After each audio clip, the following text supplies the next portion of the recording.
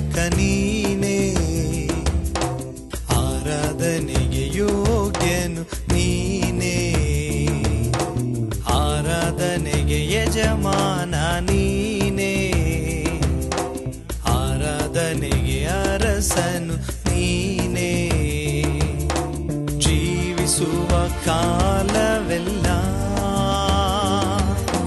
ನಿನ್ನನ್ನೇ ಆರಾಧಿಸುವೆ,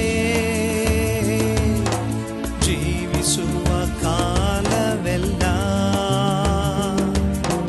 ನಿನ್ನನ್ನೇ ಆರಾಧಿಸುವೆ. ಆರಾಧನೆಗೆ ನಾಯಕ ನೀನೇ, ಆರಾಧನೆಗೆ ಯೋಗ್ಯನು ನೀನೇ.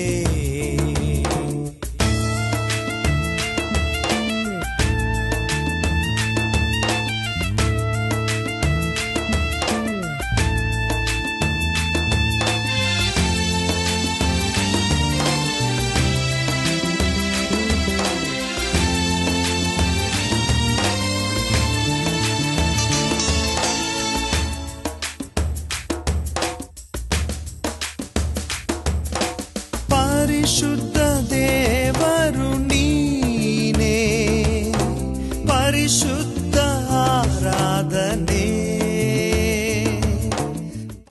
ಪ್ರೀತಿಯ ವೀಕ್ಷಕರೇ, ಕ್ರಿಸ್ತ ಯೇಸುವಿನ ನಾಮದಲ್ಲಿ ನಿಮಗೆಲ್ಲ ನಾನು ವಂದನೆಯನ್ನು ಸಲ್ಲಿಸುವನಾಗಿದ್ದೀನಿ.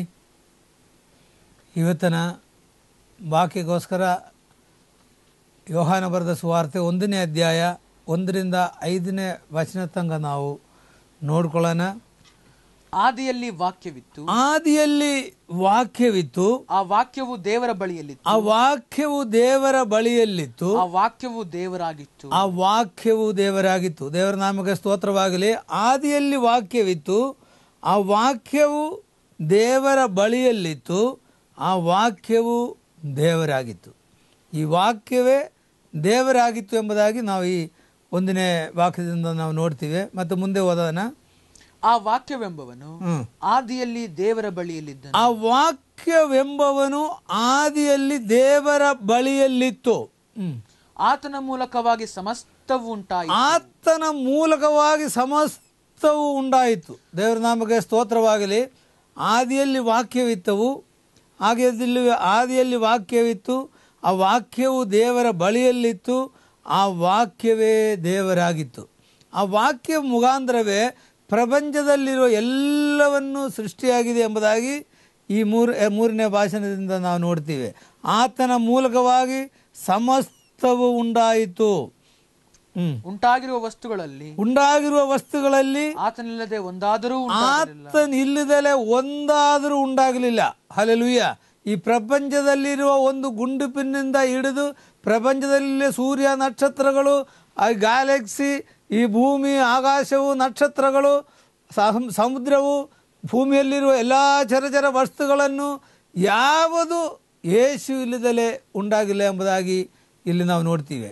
ಹಲ್ಲೆಲೂಯಾ. ಯೇಸು ಯಾರೆಂಬುದಾಗಿ ನಾವು ಮೊದಲನೇದಾಗಿ ತಿಳ್ಕೋಬೇಕು. ಯೇಸು ಆದಿಯಲ್ಲೇ ಇತ್ತು, ಯೇಸು ದೇವರ ಬಳಿಯಲ್ಲಿತ್ತು, ಆ ಯೇಸುವೆ ವಾಕ್ಯವಾಗಿತ್ತು. ಅದರಲ್ಲೇ ನಾವು ಇನ್ನು ಕೆಳಗಡೆ ಹೋದನ.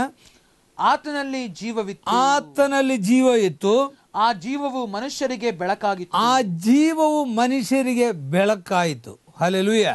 ಆ ಜೀವವು ಮನುಷ್ಯರಿಗೆ ಬೆಳಕಾಯಿತು. ಆಮೇಲೆ ಆ ಬೆಳಕು ಕತ್ತಲಲ್ಲಿ ಪ್ರಕಾಶಿಸುತ್ತದೆ, ಆ ಬೆಳಕು ಕತ್ತಲೆಯಲ್ಲಿ ಪ್ರಕಾಶಿಸುತ್ತದೆ. ಕತ್ತಲು ಅದನ್ನು ಮುಸುಕಲಿಲ್ಲ, ಕತ್ತಲು ಅದನ್ನ ಮುಸುಕಕ್ಕೆ ಸಾಧ್ಯವೂ ಇಲ್ಲ. ದೇವರ ನಾಮಕ್ಕೆ ಸ್ತೋತ್ರವಾಗಲಿ. ಒಂದೇ ಒಂದು ಸಣ್ಣ ಉದಾಹರಣೆಯನ್ನು ನಾನು ನಿಮಗೆ ಹೇಳ್ತೀನಿ. ಕತ್ತಲು ಯೇಸುವನ್ನ ಮುಸುಕಕ್ಕೆ ಯಾವಾಗಲೂ ಸಾಧ್ಯವೇ ಇಲ್ಲ. ಹಲ್ಲೆಲೂಯಾ. ಒಂದು ಮೊಂಬತ್ತಿಯಷ್ಟು ಬೆಳಕಿದ್ರೆ ಸಾಕು, ಈ ಎಲ್ಲ ರೂಮಿನಲ್ಲಿರುವ, ಎಲ್ಲ ಈ ಆಲಯದಲ್ಲಿರುವ, ಎಲ್ಲ ದೇಶದಲ್ಲಿರುವ ಎಲ್ಲ ಕತ್ತಲುಗಳನ್ನು ಸೇರಿದರೂ ಕೂಡ ಆ ಮೊಂಬತ್ತಿಯೆಲ್ಲ ಬೆಳಕನ್ನು ಕೆಡಿಸೋದಕ್ಕೆ ಯಾರ ಕೈಲೂ ಸಾಧ್ಯವಿಲ್ಲ. ಹಲ್ಲೆಲೂಯಾ. ಅದೇ ರೀತಿಯಾಗಿ ಯೇಸು ಬೆಳಕಾಯಿತು. ಆ ಬೆಳಕು ಇಡೀ ಪ್ರಪಂಚದಲ್ಲೆಲ್ಲ ಪ್ರಕಾಶಿಸಿತು. ಈ ಪ್ರಪಂಚದಲ್ಲಿ ಎಲ್ಲವನ್ನು ಆ ಬೆಳಕಿನಿಂದ ಪ್ರಪಂಚವನ್ನು ಎಲ್ಲ ಪ್ರಕಾಶಮಾನವಾಯಿತು ಎಂಬುದಾಗಿ ನಾವು ನೋಡ್ತೀವಿ. ದೇವರ ನಾಮಕ್ಕೆ ಸ್ತೋತ್ರವಾಗಲಿ. ಹಲ್ಲೆಲೂಯಾ. ಮತ್ತು ನಾವು ಮುಂದೆ ನೋಡ್ಕೊಳ್ಳೋಣ. 14 ಮತ್ತು 15ನೇ ವಾಕ್ಯ ನೋಡೋಣ. ಆ ವಾಕ್ಯವೆಂಬವನು ನರಾವತಾರ ಎತ್ತಿ ಇಲ್ಲಿ ನೋಡ್ರಿ, ಆ ವಾಕ್ಯದ ವಿಷಯವಾಗಿ ಮತ್ತೆ ಬರ್ತಾ ಇದ್ದೇವೆ. 1ನೇ ವಾಕ್ಯದಲ್ಲಿ ನೋಡ್ತೀವಿ, ಆ ವಾಕ್ಯ ಆದಿಯಲ್ಲಿ ವಾಕ್ಯವಿತ್ತು, ಆ ವಾಕ್ಯವು ದೇವರ ಬಳಿಯಲ್ಲಿತ್ತು. 14ನೇ ವಾಕ್ಯದಲ್ಲಿ ನಾವು ನೋಡುವಾಗ ಆ ವಾಕ್ಯ ಎಂಬವನು ಎಂಬುದಾಗಿ, ವಾಕ್ಯ ಎಂಬವನು ನರಾವತಾರವನ್ನು ಎತ್ತಿ ನಮ್ಮ ಮಧ್ಯದಲ್ಲಿ ವಾಸ ಮಾಡಿದನು. ಹಲ್ಲೆಲೂಯ. ಇದು ಬೇರೆ ಯಾರೂ ಅಲ್ಲ, ನಮ್ಮ ಮಧ್ಯದಲ್ಲಿ ವಾಸ ಮಾಡಿದನು ಬೇರೆ ಯಾರೂ ಅಲ್ಲ. 2000 ವರ್ಷಗಳ ಹಿಂದೆ ಈ ಪ್ರಪಂಚದಲ್ಲಿ ಮಾನವನಾಗಿ ದೇವರು ನರಾವತಾರವನ್ನು ತಾಳಿ ಮರಿಯಳ ಹೊಟ್ಟೆಯಲ್ಲಿ ಹುಟ್ಟಿ ಈ ಮಾನವನಾಗಿ ಈ ಪ್ರಪಂಚದಲ್ಲಿ ಹುಟ್ಟಿ ಬಂದಿರುವುದು ಆ ಯೇಸುವೆ ಆ ವಾಕ್ಯವಾಗಿತ್ತು. ಆ ಯೇಸುವೆ ಆ ಬೆಳಕಾಗಿತ್ತು. ಆ ಯೇಸುವೆ ಪ್ರಪಂಚದಲ್ಲಿ ಎಲ್ಲರಿಗೂ ಬೆಳಕು ಕೊಡುವನಾಗಿತ್ತು ಎಂಬುದಾಗಿ ನಾವು ನೋಡ್ತೀವಿ. ದೇವರ ನಾಮಕ್ಕೆ ಸ್ತೋತ್ರವಾಗಲಿ. ನಾವು ಆತನ ಮಹಿಮೆಯನ್ನು ನೋಡಿದೆವು. ನಾವು ಆತನ ಮಹಿಮೆಯನ್ನು ನೋಡಿದ್ದೀವಿ. ಹಲ್ಲೆಲೂಯ. ಯೋಹಾನನು ಹೇಳ್ತಾ ಇದ್ದಾನೆ, ಆ ಯೇಸುವಿನ ಮಹಿಮೆಯನ್ನು ನಾವು ಕಣ್ಣಾಲೆ ನೋಡಿದ್ದೀವಿ. ಯಾಕಂದರೆ ಪ್ರಪಂಚದಲ್ಲಿ ಯೇಸು 33.5 ವರ್ಷ ಕಾಲ ಜೀವಿಸಿದರು. 3.5 ವರ್ಷ ಕಾಲ ತನ್ನ ಕಾರ್ಯವನ್ನು ಮಾಡಿದರು.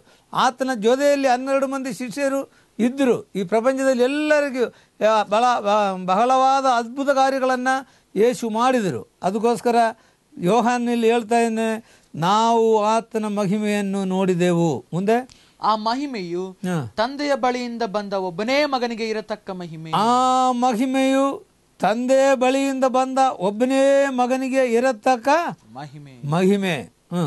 ಆತನು ಕೃಪೆಯಿಂದಲೂ ಸತ್ಯದಿಂದಲೂ ತುಂಬಿದವನಾಗಿದ್ದನು. ದೇವರ ನಾಮಕ್ಕೆ ಸ್ತೋತ್ರವಾಗಲಿ. ಈ ವಾಕ್ಯಗಳಿಂದ ಯೋಹಾನ ಬರೆದ ಸುವಾರ್ತೆ 1ನೇ ಅಧ್ಯಾಯದಲ್ಲಿ ಕೆಲವು ವಚನಗಳನ್ನು ನಾವು ನೋಡಿದ್ದೀವಿ. ಈ ವಚನದಲ್ಲಿ ನೋಡಿರೋ ಪ್ರಕಾರವಾಗಿ ಯೇಸು ಯಾರು ಎಂಬುದಾಗಿ ಇಲ್ಲಿ ನಾವು ನೋಡ್ತೀವಿ. ಯೇಸು ಯಾರಾಗಿದ್ದರು? ಆದಿಯಲ್ಲಿ ವಾಕ್ಯವಿತ್ತು. ಆದಿ ಅಂದರೆ ಏನು? ಇನ್ ದ ಬಿಗಿನಿಂಗ್, ಪ್ರಪಂಚ ಸೃಷ್ಟಿ ಆಗೋದಕ್ಕೂ ಮುಂಚೆ, ಎಲ್ಲದಕ್ಕೂ ಮುಂಚೆ ಯಾರಿದ್ರು? ವಾಕ್ಯವಿತ್ತು. ಆ ವಾಕ್ಯ ಬೇರೆ ಯಾರು ಆಗಿರಲಿಲ್ಲ. ಆ ವಾಕ್ಯವೆಂಬವನು ನರಾವತಾರವನ್ನು ತಾಳಿ ಈ ಪ್ರಪಂಚದಲ್ಲಿ ಬಂದರು.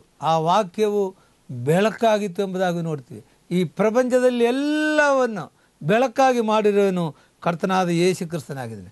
ಆ ಯೇಸು ಕ್ರಿಸ್ತನನ್ನು ಒಂದು ಕತ್ತಲನ್ನು ಮುಸುಕಕ್ಕೆ ಯಾವ ಕಾರಣವಾಗಲೂ ಸಾಧ್ಯವಾಗಲಿಲ್ಲ ಎಂಬುದಾಗಿ ನಾವು ನೋಡ್ತೀವಿ. ದೇವರ ನಾಮಕ್ಕೆ ಸ್ತೋತ್ರವಾಗಲಿ.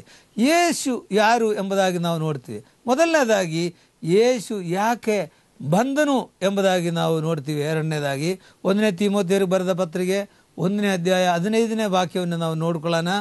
ಕ್ರಿಸ್ತ ಯೇಸು ಪಾಪಿಗಳನ್ನು ರಕ್ಷಿಸುವುದಕ್ಕೋಸ್ಕರ ಈ ಲೋಕಕ್ಕೆ ಬಂದನು. ದೇವರ ನಾಮಕ್ಕೆ ಸ್ತೋತ್ರವಾಗಲಿ. ಈಗ ನಾವು ನೋಡ್ತೀವಿ, ಆ ವಾಕ್ಯವೆಂಬವನು ನರಾವತಾರವನ್ನು ಎತ್ತಿ ಈ ಪ್ರಪಂಚಕ್ಕೆ ಬಂದರು ಎಂಬುದಾಗಿ. ಇದು ಬೇರೆ ಯಾರೂ ಅಲ್ಲ, ಕ್ರಿಸ್ತ ಯೇಸು ಆಗಿದ್ದಾನೆ. 1ನೇ ತಿಮೋಥೆಯಲ್ಲಿ ಬರೆದ ಪತ್ರಿಕೆಯಲ್ಲಿ ಅಪೊಸ್ತಲನಾದ ಪೌಲನು ಹೇಳ್ತಾನೆ, ಕ್ರಿಸ್ತ ಯೇಸು ಪಾಪಿಗಳನ್ನು ರಕ್ಷಿಸುವುದಕ್ಕೋಸ್ಕರ ಈ ಲೋಕಕ್ಕೆ ಬಂದನು. ದೇವರ ನಾಮಕ್ಕೆ ಸ್ತೋತ್ರವಾಗಲಿ. 2000 ವರ್ಷಗಳ ಹಿಂದೆ ಕರ್ತನಾದ ಯೇಸು ಕ್ರಿಸ್ತನು ಇಡೀ ಮಾನವ ಜನಾಂಗಗಳ ಪಾಪದ ಪರಿಹಾರಕ್ಕೋಸ್ಕರ ಈ ಪ್ರಪಂಚದಲ್ಲಿ ತಾನು ಮಾನವನಾಗಿ ಹುಟ್ಟಿ ಬಂದನು ಎಂಬುದಾಗಿ ನಾವು ನೋಡ್ತೀವಿ. ದೇವರ ನಾಮಕ್ಕೆ ಸ್ತೋತ್ರವಾಗಲಿ. ಮತ್ತು ನಾವು ನೋಡೋದಾದರೆ ಮಾರ್ಕನ ಬರೆದ ಸುವಾರ್ತೆ 2ನೇ ಅಧ್ಯಾಯ 5ನೇ ವಾಕ್ಯದಲ್ಲಿ ನಾವು ನೋಡುವುದಾದರೆ, ಯೇಸು ಅವರ ನಂಬಿಕೆಯನ್ನು ನೋಡಿ ಆ ಪಾರ್ಶ್ವವಾಯು ರೋಗಿಗೆ, ಮಗನೇ, ನಿನ್ನ ಪಾಪಗಳು ಕ್ಷಮಿಸಲ್ಪಟ್ಟಿವೆ ಎಂದು ಹೇಳಿದನು. ಹಲ್ಲೆಲೂಯ. ದೇವರ ನಾಮಕ್ಕೆ ಸ್ತೋತ್ರವಾಗಲಿ. ಯೇಸು ಪಾಪಿಗಳನ್ನು ರಕ್ಷಿಸೋದಕ್ಕೋಸ್ಕರ ಈ ಲೋಕಕ್ಕೆ ಬಂದನು ಎಂಬುದಾಗಿ ನಾವು ನೋಡ್ತೀವಿ. ಈ ಲೋಕದಲ್ಲಿದ್ದಾಗ ಯೇಸು ಅನೇಕರ ಪಾಪಗಳನ್ನು ಕ್ಷಮಿಸಿದ್ವಿ. ಅದೇ ಮಾಕ 2ನೇ ಅಧ್ಯಾಯದಲ್ಲಿ 5ನೇ ವಾಕ್ಯದಿಂದ ನಾವು ಇದನ್ನು ಓದಿದ್ದೀವಿ. ದೇವರ ನಾಮಕ್ಕೆ ಸ್ತೋತ್ರವಾಗಲಿ. ಅಲ್ಲಿ ಯೇಸು ಸ್ವಾಮಿ ಒಂದು ಮನೆಯಲ್ಲಿ ಕೂತ್ಕೊಂಡು ಬೋಧನೆಯನ್ನು ಮಾಡ್ತಾ ಇರಬೇಕಾದ್ರೆ 4 ಜನವನ್ನು ಸೇರಿ ಒಬ್ಬ ಪಾರ್ಶ್ವವಾಯುವನ್ನು ರೋಗಿಯನ್ನು ಹೊತ್ಕೊಂಡ್ಬಂದಿರೋದನ್ನು ನಾವು ನೋಡ್ತೀವಿ. ಪಾರ್ಶ್ವವಾಯು ಅವನಿಗೆ ಎಂದಿಗೂ ನಡೆಯೋಕ್ಕಾಗಲಿಲ್ಲ. ಭಾಳ ಕಷ್ಟಗಳಿಂದ ನರಳುತ್ತಾ ಇರುವ ಒಬ್ಬ ವ್ಯಕ್ತಿಯಾಗಿದ್ದ ಈ ಪಾರ್ಶ್ವವಾಯು ರೋಗಿ. ಆದರೆ ಯೇಸುವಿನ ಬಳಿಗೆ ಅವನಿಗೆ ತರಬೇಕು ಅಂದರೆ ಭಾಳ ಕಷ್ಟಕರವಾಯಿತು. ಯಾಕಂದರೆ ಮನೆಯಲ್ಲಿ ತುಂಬ ಜನಗಳು ಇರೋದ್ರಿಂದ ಅವನಿಗೆ ಒಳಗಡೆ ತರೋದಕ್ಕೆ ಸಾಧ್ಯವಾಗಲಿಲ್ಲ. ಅವರು ಪೂರ್ಣವಾದ ನಂಬಿಕೆಯಲ್ಲಿ ಬಂದರು. ಯೇಸುವಿನ ಬಳಿಗೆ ಬಂದರೆ ಇವತ್ತು ಸ್ವಸ್ಥವಾಗ್ತಾನೆ ಎಂಬುದಾಗಿ ಪೂರ್ಣವಾದ ನಂಬಿಕೆ. ಆದರೆ ಯೇಸುವಿನ ಬಳಿಗೆ ಬರೋಕ್ಕೆ ಅವ್ರಿಗೆ ಆಗ್ತಾ ಇಲ್ಲ. ಅವ್ರು ಏನು ಮಾಡಿದ್ರು ಅಂದರೆ ಆ ಮನೆಯ ಮೇಲೆ ಎತ್ತಿ ಆ ಮನೆಯ ಅಂಜುಗಳು ಅದು ಏನಿತ್ತು ಅದನ್ನು ತೆಗೆದು ಆ ಪಾರ್ಶ್ವವಾಯು ರೋಗಿಯನ್ನು ಕೆಳಗಡೆ ಇಳಿಸಿದೆ ಎಂಬುದಾಗಿ ನಾವು ನೋಡ್ತೀವಿ. ದೇವರ ನಾಮಕ್ಕೆ ಸ್ತೋತ್ರವಾಗಲಿ. ಅದು ದೊಡ್ಡ ಆಶ್ಚರ್ಯಕರವಾದ ವಿಷಯ. ಜನಗಳೆಲ್ಲ ವಾಕ್ಯ ಕೇಳ್ತಾ ಇದ್ದಾರೆ, ಮೇಲೆಯಿಂದ ಒಬ್ಬನು ಹಗ್ಗ ಕಟ್ಟಿ ಇಳಿಸೋದನ್ನು ಕೆಳಗಡೆ ಬರೋದನ್ನು ಅವರು ನೋಡಿರೋದು ಎಂಬುದಾಗಿ ನಾವು ನೋಡ್ತೀವಿ. ಇದು ಯೇಸು ಅವರ ಆ ನಂಬಿಕೆಯನ್ನು ನೋಡಿಕೊಂಡು ಅವರಿಗೆ ಹೇಳ್ತಾ ಇದ್ದಾರೆ. 5ನೇ ವಾಕ್ಯ ಮತ್ತೊಂದು ಸರ್ತಿ ಹೋದರೆ, ಯೇಸು ಅವರ ನಂಬಿಕೆಯನ್ನು ನೋಡಿ ಆ ಪಾರ್ಶ್ವವಾಯು ರೋಗಿಗೆ, ಮಗನೇ ನಿನ್ನ ಪಾಪಗಳು ಕ್ಷಮಿಸಲ್ಪಟ್ಟಿವೆ, ಮಗನೇ ನಿನ್ನ ಪಾಪಗಳು ಕ್ಷಮಿಸಲ್ಪಟ್ಟಿದ್ದೇವೆ ಎಂಬುದಾಗಿ ಹೇಳಿದರು. ದೇವರ ನಾಮಕ್ಕೆ ಸ್ತೋತ್ರವಾಗಲಿ. ಯೇಸು ಸ್ವಾಮಿ ಈ ಪ್ರಪಂಚದಲ್ಲಿ ಬಂದಿರೋದು ಮೊದಲನೇದಾಗಿ ಪಾಪಗಳನ್ನು ಕ್ಷಮಿಸೋದಕ್ಕೆ. ಇವನು ರೋಗಿಯಾಗಿ ಎದ್ದಳಕ್ಕಾಗಲ್ಲ, ನಡೆಯೋಕ್ಕಾಗಲ್ಲ ಅಂದ ಒಂದು ಪರಿಸ್ಥಿತಿಯಲ್ಲಿ ಅವನು 4 ಜನ ಹಗ್ಗವನ್ನು ಕಟ್ಟಿ ಅವನಿಗೆ ಮಂಚದಿಂದ ಕೆಳಗಡೆ ಇಳಿಸಿದಾಗ ಅವನ ರೋಗ ವಾಸಿ ಮಾಡೋದಕ್ಕೆ ಬದಲಾಗಿ ಯೇಸು ಹೇಳ್ತಾನೆ, ಮಗನೇ ನಿನ್ನ ಪಾಪಗಳನ್ನು ಕ್ಷಮಿಸಿದ್ದೀನಿ ಎಂಬುದಾಗಿ. ಹಲ್ಲೆಲೂಯಾ. ಪಾಪವನ್ನು ಕ್ಷಮಿಸಿದ್ದೀನಿ ಎಂಬುದಾಗಿ. ಪಾಪವನ್ನು ಕ್ಷಮಿಸೋಕ್ಕೆ ಇಡೀ ಪ್ರಪಂಚದಲ್ಲಿ ಬೇರೆ ಯಾರ ಕೈಯಲ್ಲೂ ಸಾಧ್ಯವಿಲ್ಲ. ಕರ್ತನಾದ ಯೇಸು ಕ್ರಿಸ್ತನ ಒಬ್ಬನ ಕೈಯಲ್ಲೇ ಪಾಪಗಳನ್ನು ಕ್ಷಮಿಸೋದಕ್ಕೆ ಶಕ್ತನಾಗಿದ್ದೇನೆ ಎಂಬುದಾಗಿ ನಾವು ನೋಡ್ತೀವಿ. ದೇವರ ನಾಮಕ್ಕೆ ಸ್ತೋತ್ರವಾಗಲಿ. ಅಲ್ಲಿ ಇರೋರೆಲ್ಲ ಸೇರಿಕೊಂಡು ಇವನು ಯಾರಪ್ಪ ಪಾಪಗಳನ್ನು ಕ್ಷಮಿಸೋಕ್ಕೆ ಎಂಬುದಾಗಿ ಅವರು ಗುಣಗುಟ್ಟಿದಾಗ ಯೇಸು ಸ್ವಾಮಿ ಆ ಕನ್ಫ್ಯೂಷನ್ ಬೇಡ ಎಂಬುದಾಗಿ ತಿಳ್ಕೊಂಡು 10ನೇ ವಾಕ್ಯದಲ್ಲಿ ಹೇಳ್ತಾ ಇದ್ದಾರೆ. 10ನೇ ವಾಕ್ಯವನ್ನು ಹೋದ್ರೆ, ಆದರೆ ಪಾಪಗಳನ್ನು ಕ್ಷಮಿಸಿ ಬಿಡುವುದಕ್ಕೆ ಮನುಷ್ಯ ಕುಮಾರನಿಗೆ ಭೂಲೋಕದಲ್ಲಿ ಅಧಿಕಾರ ಉಂಟೆಂಬುದು, ಪಾಪಗಳನ್ನು ಕ್ಷಮಿಸಿ ಬಿಡುವುದಕ್ಕೆ ಮನುಷ್ಯ ಕುಮಾರನಿಗೆ ಅಥವಾ ಯೇಸು ಕ್ರಿಸ್ತನಿಗೆ ಭೂಲೋಕದಲ್ಲಿ ಅಧಿಕಾರ ಉಂಟು, ಹಲ್ಲೆಲೂಯಾ, ಎಂಬುದನ್ನು ಸ್ಥಾಪಿಸಪಡುವುದಕ್ಕೋಸ್ಕರವಾಗಿ ಮುಂದೆ ಓದು, ತಿಳಿಯಬೇಕು ಎಂದು ಹೇಳಿ ಪಾರ್ಶ್ವವಾಯು ರೋಗಿಯನ್ನು ನೋಡಿ ಎದ್ದು ನಿನ್ನ ಹಾಸಿಗೆಯನ್ನು ಎತ್ತಿಕೊಂಡು ಮನೆಗೆ ಹೋಗು ಎಂದು, ಎದ್ದು ನಿನ್ನ ಹಾಸಿಗೆಯನ್ನು ಎತ್ತುಕೊಂಡು ಮನೆಗೆ ಹೋಗು ಎಂಬುದಾಗಿ ಹೇಳಿದರು. ಹಲ್ಲೆಲೂಯಾ. ದೇವರ ನಾಮಕ್ಕೆ ಸ್ತೋತ್ರವಾಗಲಿ. ಪಾಪಗಳನ್ನು ಕ್ಷಮಿಸುವುದಕ್ಕೋಸ್ಕರ ಮನುಷ್ಯ ಕುಮಾರನಿಗೆ ಅಧಿಕಾರ ಉಂಟು ಎಂಬುದಾಗಿ ಅಲ್ಲಿ ಸೇರಿರುವ ಎಲ್ಲ ಜನಗಳ ಮುಂದೆ ಆ ಅಧಿಕಾರವನ್ನು ಸ್ಥಾಪಿತಪಡಿಸೋದಕ್ಕೋಸ್ಕರವಾಗಿ ಯೇಸು ಅವನಿಗೆ ಹೇಳ್ತಾನೆ, ನಿನ್ನ ಹಾಸಿಗೆಯನ್ನು ಎತ್ತುಕೊಂಡು ನಡಿ ಎಂಬುದಾಗಿ. ಹಲ್ಲೆಲೂಯಾ. ದೇವರ ನಾಮಕ್ಕೆ ಸ್ತೋತ್ರವಾಗಲಿ. ಅವನು ತನ್ನ ಹಾಸಿಗೆಯನ್ನು ಎತ್ತುಕೊಂಡು ಎಲ್ಲವನ್ನು ತಲೆಯಲ್ಲಿ ಇಟ್ಕೊಂಡು ಅವನು ಓಡಿ ಹೋಯಿತು ಎಂಬುದಾಗಿ ನಾವು ನೋಡ್ತೀವಿ. ದೇವರ ನಾಮಕ್ಕೆ ಸ್ತೋತ್ರವಾಗಲಿ. ಹಲ್ಲೆಲೂಯಾ. ಅದರಿಂದ ಮನುಷ್ಯ ಕುಮಾರನಿಗೆ ಮೊದಲನೇದಾಗಿ ಪಾಪಗಳನ್ನು ಕ್ಷಮಿಸೋದಕ್ಕೆ ಅಧಿಕಾರ ಉಂಟು ಎಂಬುದಾಗಿ ಸತ್ಯವೇದದಿಂದ ನಾವು ನೋಡ್ತೀವಿ.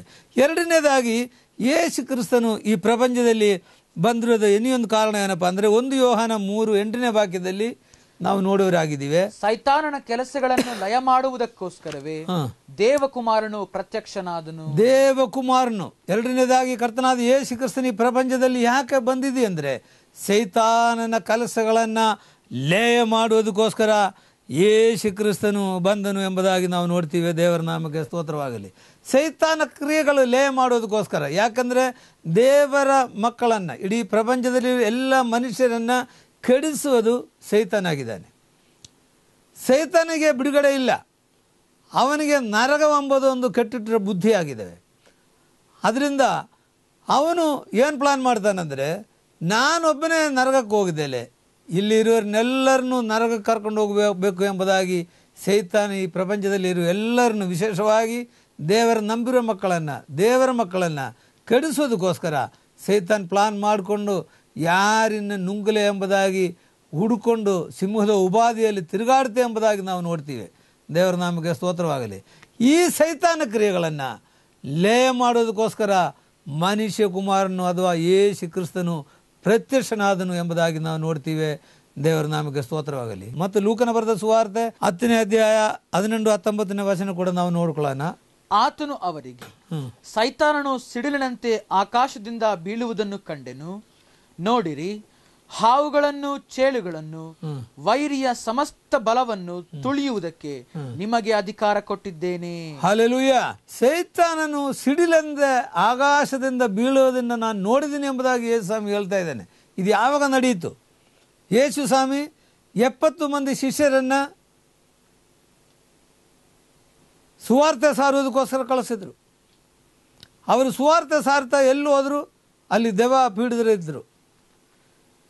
ದೆವ್ವಗಳನ್ನು ಯೇಸುವಿನ ಹೆಸರಿನಲ್ಲಿ ದೆವ್ವಗಳನ್ನೆಲ್ಲ ಬಿಟ್ಟೋದು.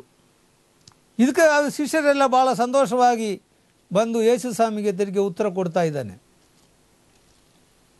ಸ್ವಾಮಿ, ನಿನ್ನ ಹೆಸರಿನಲ್ಲಿ ದೆವ್ವಗಳನ್ನೆಲ್ಲ ಬಿಟ್ಟು ಓಡಿ ಹೋಗ್ತವೆ ಎಂಬುದಾಗಿ. ದೇವರ ನಾಮಕ್ಕೆ ಸ್ತೋತ್ರವಾಗಲಿ. ಆವಾಗ ಯೇಸು ಸ್ವಾಮಿ ಅವರಿಗೊಂದು ಮಾತು ಹೇಳ್ತಾನೆ, ದೆವ್ವಗಳನ್ನು ಬಿಟ್ಟು ಹೋಗಿರೋದ್ರಲ್ಲಿ ನೀನು ಸಂತೃಪ್ತಿ ಪಡಬಾರದು. ನಿಮ್ಮ ಹೆಸರುಗಳನ್ನು ಜೀವಬಾಧ್ಯ ಪಟ್ಟಿಗೆಯಲ್ಲಿ ಬರೆದಿರೋದಕ್ಕೋಸ್ಕರ ಸಂತೋಷ ಪಡ್ರಿ ಎಂಬುದಾಗಿ ಹೇಳ್ತಾ ಇದ್ದಾನೆ. ಹಲ್ಲೆಲೂಯಾ. ದೆವ್ವಗಳನ್ನು ಬಿಡಿಸ್ಬೇಡ್ರಿ ಅಂತ ಹೇಳಲಿಲ್ಲ. ದೆವ್ವಗಳನ್ನು ಬಿಡಿಸಿದಕ್ಕೋಸ್ಕರ ನೀವು ಹೆಚ್ಚಿಗೆ ಸಂತೋಷ ಪಡಬೇಡ್ರಿ. ನಿಮ್ಮ ಹೆಸರುಗಳನ್ನು ಜೀವಬಾಧ್ಯ ಪಟ್ಟಿಗೆಯಲ್ಲಿ ಬರೆದಿರೋದಕ್ಕೋಸ್ಕರ ಸಂತೋಷ ಪಡ್ರಿ ಎಂಬುದು. ಹಾಗಾದರೆ ಈಗ 70 ಮಂದಿ ಶಿಷ್ಯರ ಹೆಸರುಗಳು ಎಲ್ಲಿ ಬರೆಯಲ್ಪಟ್ಟಿದ್ದಾವೆ? ಜೀವಬಾಧ್ಯ ಪಟ್ಟಿಗೆಯಲ್ಲಿ ಬರೆಯಲ್ಪಟ್ಟಿದ್ದಾವೆ. ದೇವರ ನಾಮಕ್ಕೆ ಸ್ತೋತ್ರವಾಗಲಿ. ನನ್ನನ್ನು ಕೇಳುವ ವೀಕ್ಷಕರೇ, ನಿಮ್ಮ ಹೆಸರುಗಳು ಜೀವಬಾಧ್ಯ ಪಟ್ಟಿಗೆಯಲ್ಲಿ ಬರೆದಿದ್ದೀರಾ? ನೀವು ಯೋಚನೆ ಮಾಡಿರಿ. ಜೀವಬಾಧ್ಯ ಪಟ್ಟಿಗೆಯಲ್ಲಿ ನಿಮ್ಮ ಹೆಸರುಗಳು ಬರೆದಿಲ್ಲ ಅಂದರೆ ನಿಮಗೆ ನರಕಕ್ಕೆ ಬಾಧ್ಯಸ್ಥರಾಗ್ತೀವಿ ಎಂಬುದಾಗಿ ನೀವು ಮರಿಬೇಡ್ರಿ. ಹಲ್ಲೆಲೂಯಾ. ನಾವು ಸತ್ತ ಮೇಲೆ ನರಕಕ್ಕೆ ಹೋಗಬೇಕು, ಇಲ್ಲ ಸ್ವರ್ಗಕ್ಕೆ ಹೋಗಬೇಕು.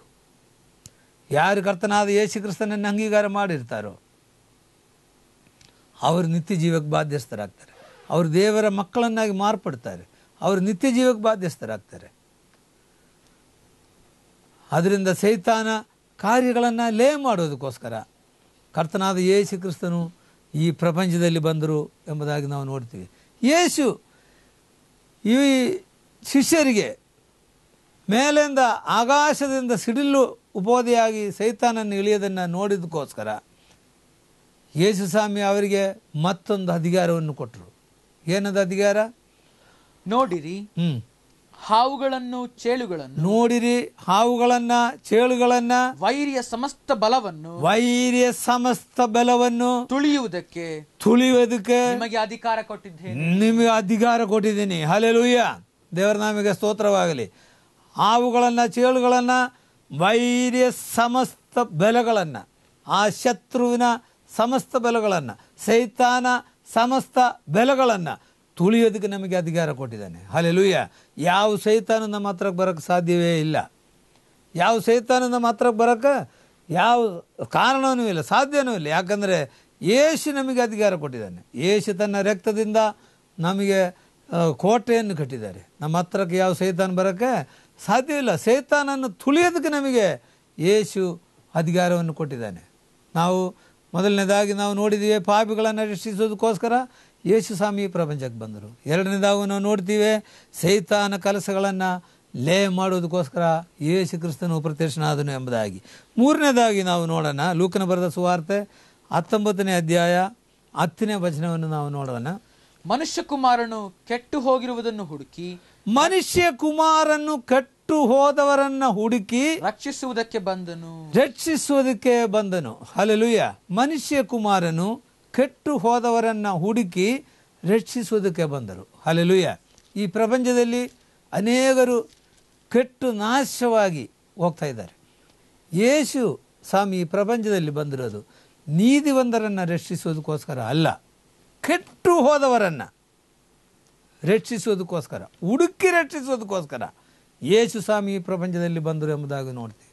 ಅದಕ್ಕೊಂದು ಉದಾಹರಣೆ ಕೂಡ ನಾವು ನೋಡ್ತೀವಿ. ಲೂಕನ ಬರೆದ ಸುವಾರ್ತೆ 15ನೇ ಅಧ್ಯಾಯ 4ರಿಂದ 7ನೇ ವಚನದಲ್ಲಿ ಅದ್ರ ವಿಷಯವಾಗಿ ನಾವು ನೋಡ್ತೀವಿ. ಅದೇನೆಂದರೆ, ನಿಮ್ಮೊಳಗೆ ಯಾವ ಮನುಷ್ಯನಾದರೂ ತನಗೆ 100 ಕುರಿಗಳಿರಲಾಗಿ ಅವುಗಳಲ್ಲಿ ಒಂದು ಕಳೆದು ಹೋದರೆ ಅವನು 99 ಅಡವಿಯಲ್ಲಿ ಬಿಟ್ಟು ಕಳೆದು ಹೋದದ್ದು ಸಿಕ್ಕುವ ತನಕ ಅದನ್ನು ಹುಡುಕಿಕೊಂಡು ಹೋಗದೇ ಇದ್ದಾನೆ. ಹಲ್ಲೆಲೂಯಾ. ದೇವರ ನಾಮಕ್ಕೆ ಸ್ತೋತ್ರವಾಗಲಿ. ಯೇಸು ಸ್ವಾಮಿ ಇದನ್ನು ಅರ್ಥ ಮಾಡ್ಕೊಳ್ಳೋ ಅಷ್ಟು ಕೆಪಾಸಿಟಿ ಇರುವ ಜನಗಳ ಮುಂದೆ ಎಲ್ಲ ಮಾತಾಡೋದು. ಅದರಿಂದ ಯೇಸು ಸ್ವಾಮಿ ಯಾವಾಗಲೂ ಸಾಮ್ಯ ರೂಪಕವಾಗಿ ಮಾತಾಡೋದನ್ನು ನಾವು ನೋಡ್ತೀವಿ. ಇಲ್ಲಿ ಯೇಸು ಸ್ವಾಮಿ ಹೇಳ್ತಾ ಇದ್ದಾನೆ, ಒಬ್ಬನಿಗೆ 100 ಕುರಿಗಳನ್ನು ಇರಲಾಗಿ ಎಂಬುದಾಗಿ. ಹಲ್ಲೆಲೂಯಾ. ಆ ಕಾಲದಲ್ಲಿ ಕುರಿಗಳೇ ಜಾಸ್ತಿ ಇದ್ದಿದ್ದು. ಈ ಕಾಲದಲ್ಲಿ ನಾವು ನೋಡ್ತೀವಿ, ಈ ಕಂಪ್ಯೂಟರ್ಗಳು, ಮೊಬೈಲ್ ಫೋನ್ಗಳು ಎಲ್ಲ ಇದ್ದಾವೆ.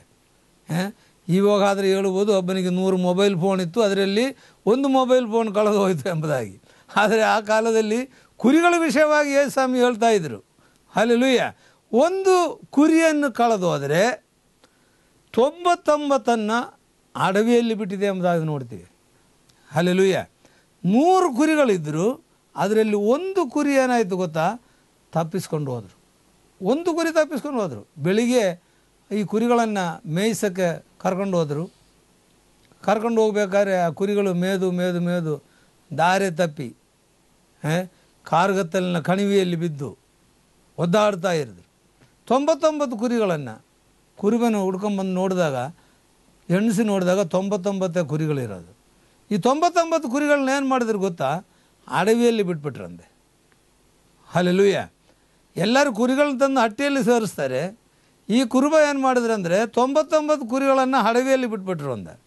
ಹೋದ್ರೆ ಅದನ್ನ ಮತ್ತೊಂದು ಸರ್ತಿ, ನಿಮ್ಮೊಳಗೆ ಯಾವ ಮನುಷ್ಯನಾದರೂ ತನಗೆ 100 ಕುರಿಗಳಿರಲಾಗಿ ಅವುಗಳಲ್ಲಿ ಒಂದು ಕಳೆದು ಹೋದರೆ ಅವನು 99 ಅಡವಿಯಲ್ಲಿ ಬಿಟ್ಟು 99 ಕುರಿಗಳನ್ನ ಅಡವಿಯಲ್ಲಿ ಬಿಟ್ಬಿಟ್ರು. ಕಳೆದು ಹೋದದ್ದು ಸಿಕ್ಕುವ ತನಕ, ಕಳೆದು ಹೋಗಿರುವುದನ್ನ ಸಿಕ್ಕುವ ತನಕ ಅದನ್ನು ಹುಡುಕಿಕೊಂಡು ಹೋಗದೇ ಇದ್ದಾನೆ, ಅದನ್ನು ಹುಡುಕಿಕೊಂಡು ಹೋಗದೇ ಇದ್ದಾನೆ ಎಂಬುದಾಗಿ ನಾವು ನೋಡ್ತೀವಿ. ದೇವರ ನಾಮಕ್ಕೆ ಸ್ತೋತ್ರವಾಗಲಿ. 99 ಕುರಿಗಳನ್ನು ಅಡವಿಯಲ್ಲಿ ಬಿಟ್ರು. ಏನಿದು ಸೀಕ್ರೆಟ್ ಗೊತ್ತಾ? 99 ಕುರಿಗಳಿಗೆ ಇಲ್ಲ 99 ಮಂದಿಗೆ ಅವರಿಗೆ ರಕ್ಷಣೆ ಅವಶ್ಯಕತೆ ಇಲ್ಲ. ಅವರು ತಾವೇ ನೀತಿವಂತರು ಎಂಬುದಾಗಿ ಅವರು ಮೆಚ್ಚಿಕೊಳ್ಳುವವರಾಗಿದ್ದಾರೆ. ಅದರಿಂದ ಯೇಸುಸ್ವಾಮಿ ಅವ್ರನ್ನ ಏನು ಮಾಡಿದ್ರು ಗೊತ್ತಾ? ಅಡವಿಯಲ್ಲಿ ಬಿಟ್ಬಿಟ್ರು. ಕಡೆಗೆ ಹುಡ್ಕೊಂಡು ಹೋಗಿ ಆ ಕಾರ್ಗತ್ತಲಿನ ಕಣಿವೆಯಲ್ಲಿ ಬಿದ್ದು ಕಷ್ಟದಲ್ಲಿ ತೊಂದರೆಯಲ್ಲಿ ಬಿದ್ದ ಆ ಒಂದು ಕುರಿಯನ್ನು ಯೇಸುಸ್ವಾಮಿ ಹೊತ್ತುಕೊಂಡು ತನ್ನ ಹೆಗಲ ಮೇಲೆ ಹಾಕ್ಕೊಂಡು ಬಂದರು ಎಂಬುದಾಗಿ ನಾವು ನೋಡ್ತೀವಿ. ದೇವರ ನಾಮಕ್ಕೆ ಸ್ತೋತ್ರವಾಗಲಿ. 99 ಅಡವಿಯಲ್ಲಿ ಬಿಟ್ಟರು, ಒಂದು ಕುರಿಯನ್ನು ಹೆಗಲ ಮೇಲೆ ಹಾಕ್ಕೊಂಡು ಮನೆಗೆ ತಗೊಂಬಂದು ಎಂಬುದಾಗಿ ನಾವು ಇಲ್ಲಿ ಸಾಮ್ಯದಲ್ಲಿ ನೋಡ್ತೀವಿ. 99 ಅಡವಿಯಲ್ಲಿ ಬಿಟ್ಟರು, ಒಂದು ಕುರಿಯನ್ನು ಮನೆಯಲ್ಲಿ ತಂದರು. ಹಲ್ಲೆಲೂಯ.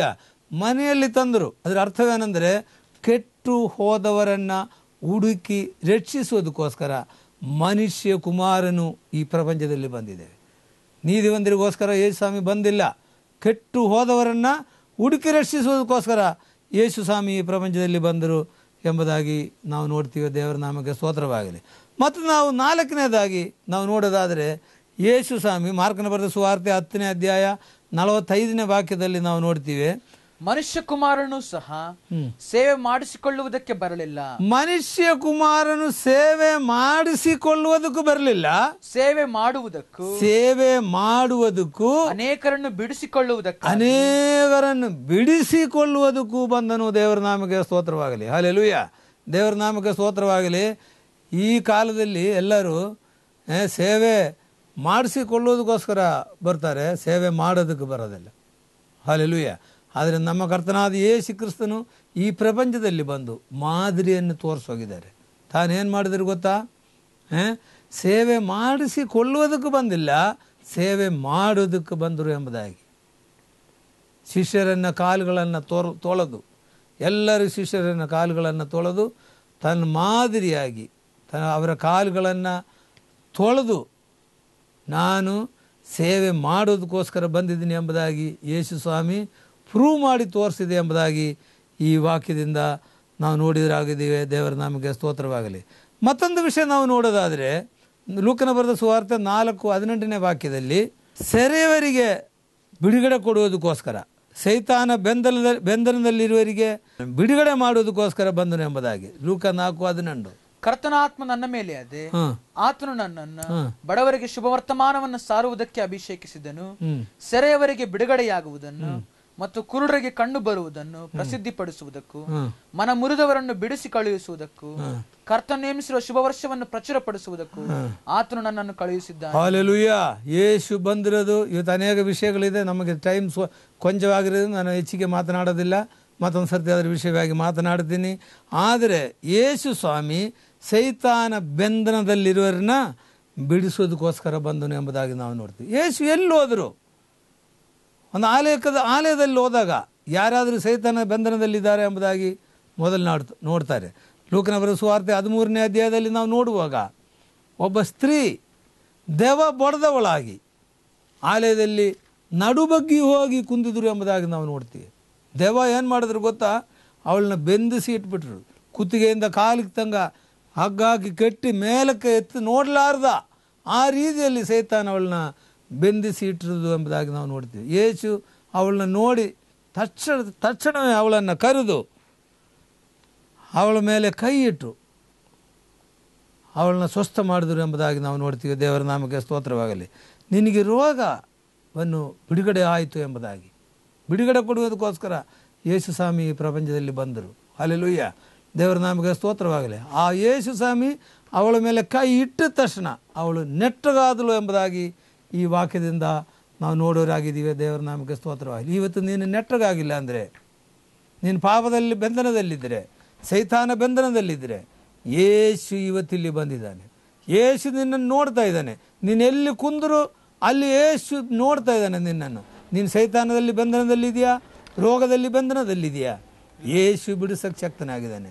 ಯೇಸು ಅದಕ್ಕೋಸ್ಕರನೇ ಈ ಪ್ರಪಂಚದಲ್ಲಿ ಬಂದಿರೋದು. ಆ ಯೇಸು ಇವತ್ತು ಜೀವಿಸ್ತಾ ಇದ್ದಾನೆ. ಸತ್ತು ಉಣಲ್ಪಟ್ಟು 3ನೇ ದಿವಸ ಎದ್ದು ಬಂದು ಆ ಯೇಸು ಜೀವಿಸ್ತಾ ಇದ್ದಾನೆ. ನಿನ್ನ ಬಂಧನದಲ್ಲಿಂದ ಬಿಡಿಸೋದಕ್ಕೆ, ಶಾಪದಿಂದ ಬಿಡಿಸೋದಕ್ಕೆ, ರೋಗದಿಂದ ಬಿಡಿಸೋದಕ್ಕೆ ಆ ಯೇಸು ಶಕ್ತನಾಗಿದ್ದಾನೆ.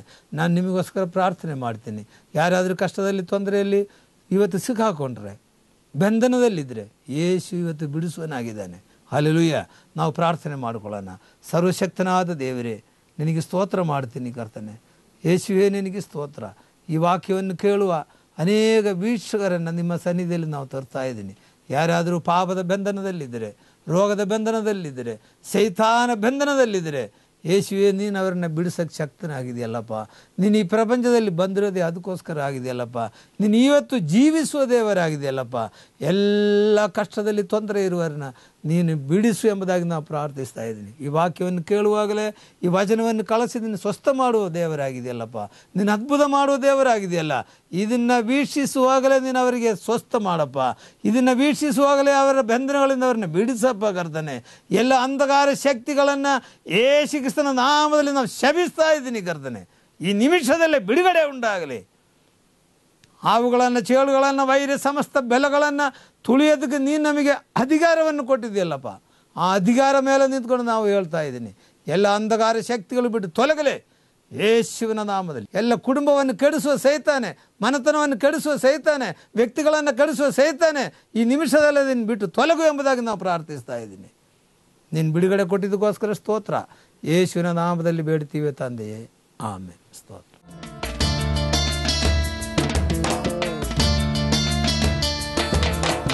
ಆರಾಧನೆ ನಾಯಕ ನೀನೇ,